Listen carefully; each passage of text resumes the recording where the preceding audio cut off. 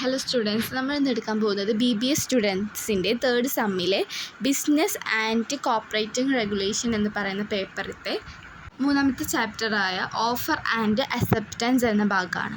ഇവിടെ ആദ്യം ഓഫർ എന്താണെന്നാണ് നോക്കുന്നത്. ഓഫർ അല്ലെങ്കിൽ പ്രപ്പോസൽ.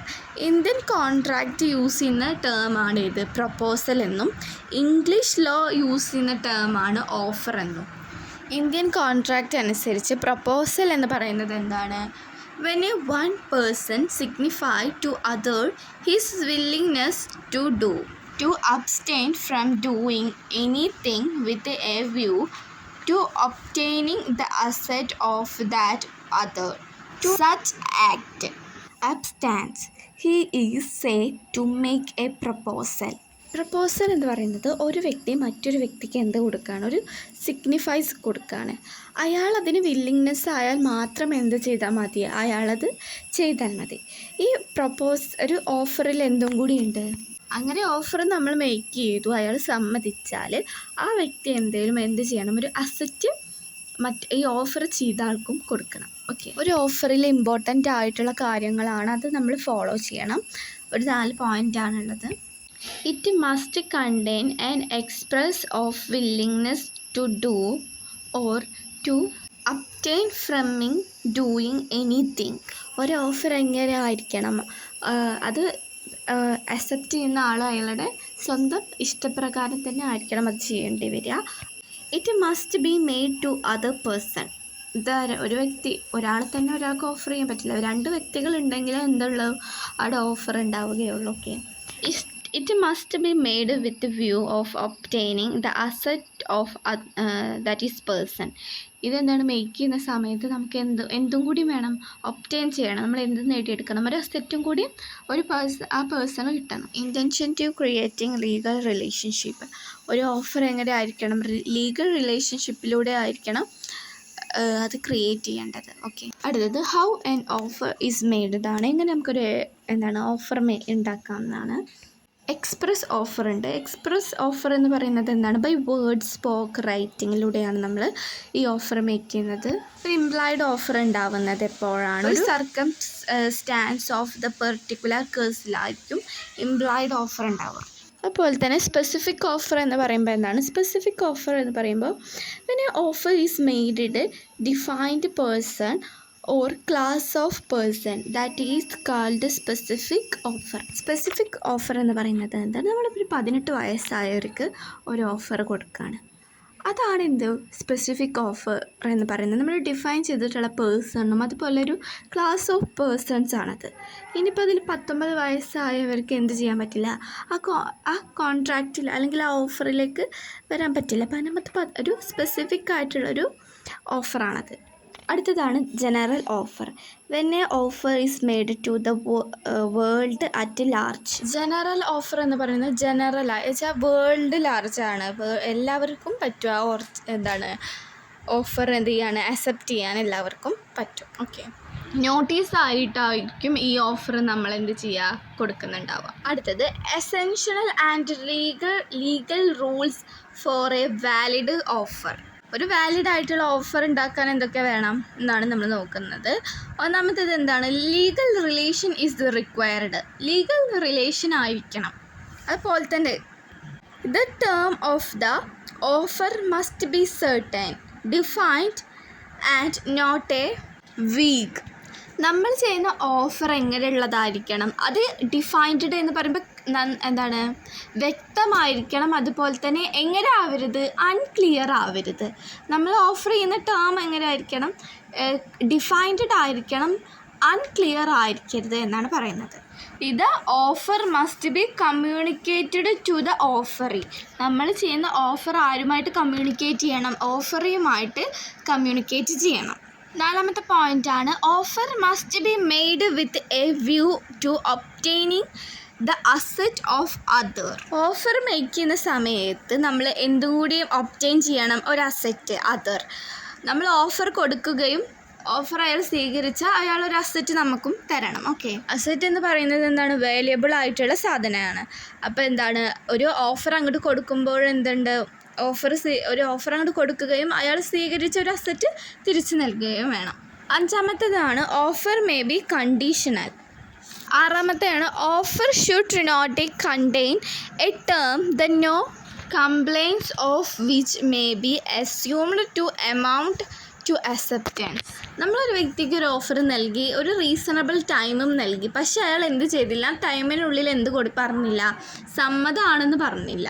അപ്പോൾ ആ ഓഫർ എന്തായി മാറി. പിന്നീട് നമ്മൾ എന്ത് ചെയ്യരുത്, അയാളുടെ അക്സെപ്റ്റൻസ് സ്വീകരിക്കാൻ നമുക്ക് പറ്റില്ല. ഓക്കെ. ഏഴാമത്തെ പോയിൻ്റാണ് a invitation to offer is not an offer. ഒരു ഇൻവിറ്റേഷൻ എന്തല്ല, ഒരു ഓഫർ അല്ല എന്നാണ് പറയുന്നത്. ഓക്കെ. അടുത്തത് നോക്കുന്നത് ടൈപ്പ് ഓഫ് ഓഫേഴ്സ് ആണ്. ഓഫേഴ്സിന് നമ്മൾ ക്ലാസിഫിക്കേഷൻ ചെയ്തിട്ടുണ്ട്. On the basis of mode of ഓഫറും, on the base of offeree, on the base of natures of offer, ഇങ്ങനെ മൂന്നായിട്ട് തിരിച്ചിട്ടുണ്ട്. അടുത്ത മോഡ് ഓഫ് ഓഫർ എന്ന് പറയുന്നത് എന്താ, എക്സ്പ്രസ്, ഇംപ്ലിമെൻറ്റ് എന്നുള്ള ഓഫേഴ്സാണ്. അടുത്ത പിന്നെ ഓഫറി എന്ന് ബേസ് ഓഫ് ഓഫറി എന്ന് പറയുമ്പോൾ നമ്മൾ ഓഫർ കൊടുക്കുന്നതാണ്. നമ്മൾ ജനറലായിട്ടും അതുപോലെ തന്നെ സ്പെസിഫിക് ആയിട്ടാണ് ഓഫർ നൽകുക. ഇനി നാച്ചേഴ്സ് ഓഫ് ഓഫർ എന്ന് പറയുന്നത് ക്രോസിംഗ് ഓഫേഴ്സും അതുപോലെ തന്നെ സ്റ്റാൻഡേർഡ് ഓഫറും അതുപോലെ കൗണ്ടർ ഓഫറുമാണ്. രണ്ട് വ്യക്തികൾ എന്തുണ്ടാക്കി, ഒരു ഓഫർ മേക്ക് ചെയ്തു, പക്ഷേ വേറൊരാൾ എന്ത് ചെയ്തു, ആ ഓഫർ ഇഗ്നോർ ചെയ്തു. ഇതിനെയാണ് എന്ത് പറയുന്നത്, ക്രോസ് ഓഫർ എന്ന് പറയുന്നത്. സ്റ്റാൻഡേർഡ് ഓഫറിന് ഓപ്പണിംഗ് ഓഫർ എന്ന് വിളിക്കും. അടുത്തതാണ് കൗണ്ടർ ഓഫറാണ്. കൗണ്ടർ ഓഫർ എന്താണ്, ഒറിജിനൽ ഓഫർ റിജക്റ്റ് ചെയ്തിട്ടൊരു ന്യൂ ഓഫർ ക്രിയേറ്റ് ചെയ്യുക. ഇതിനെയാണ് കൗണ്ടർ ഓഫർ എന്ന് പറയുന്നത്. അക്സെപ്റ്റൻസ് എന്ന് പറയുന്നത് ഒരു കൺസെൻറ്റാണ് അഥവാ സമ്മതമാണ്. ഒരു വ്യക്തി ഒരു ഓഫർ ഉണ്ടാക്കി, അയാൾ നമുക്കത് ഓഫറും ചെയ്തു, നമ്മളതിന് കൺസെൻറ്റ് ചെയ്താൽ, നമ്മൾ സമ്മതം നൽകിയാൽ അതിനെയാണ് എന്ത് പറയുന്നത്, അക്സെപ്റ്റൻസ് എന്ന് പറയുന്നത്. അതുപോലെ തന്നെ നമ്മളത് എന്താണ്, കമ്മ്യൂണിക്കേറ്റ് ചെയ്യണം. നമ്മുടെ ഉദ്ദേശം എന്താണോ എന്നുള്ളത് കമ്മ്യൂണിക്കേറ്റും ചെയ്യണം. ഒരു വാലിഡ് ആയിട്ടുള്ള അക്സെപ്റ്റൻസ് നമുക്ക് എങ്ങനെ മേക്ക് ചെയ്യാം എന്നാണ് നോക്കുന്നത്. Acceptance may be express or implied. ഒരു അക്സെപ്റ്റൻസ് നമ്മൾ കൊടുക്കുകയാണെങ്കിൽ ഒന്നെങ്കിൽ എക്സ്പ്രസ് ചെയ്യുക, വെച്ചാൽ റൈറ്റിങ്ങിലൂടെ അല്ലെങ്കിൽ സ്പോക്കിങ്ങിലൂടെയോ നമ്മൾ പറയണം, അല്ലെങ്കിൽ എക്സ്പ്രസ് ചെയ്യണം. ഓക്കെ. രണ്ടാമത്തേതാണ് acceptance must be absolute and unqualified.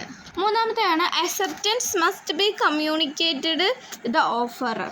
നമ്മൾക്ക് അക്സെപ്റ്റൻസ്, നമുക്ക് സമ്മതമാണെന്ന് ആരോട് കമ്മ്യൂണിക്കേറ്റ് ചെയ്യണം, ഓഫററോട്. നമുക്ക് ഓഫർ നൽകിയ ആളോട് നമ്മൾ കമ്മ്യൂണിക്കേറ്റ് ചെയ്യണം.